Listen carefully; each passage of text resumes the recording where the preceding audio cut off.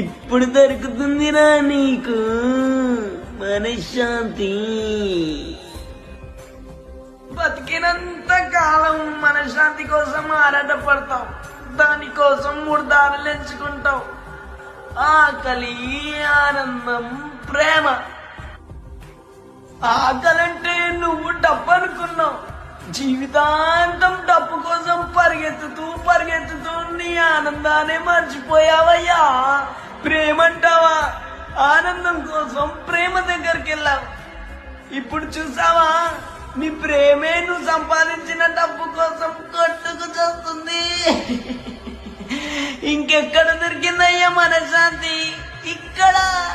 ఇక్కడ. మనశ్శాంతి దొరకనప్పుడు బ్రతికేందుకు? బతికితే దొరికినప్పుడు ఇంకా ఈ చావులెందుకయ్యా?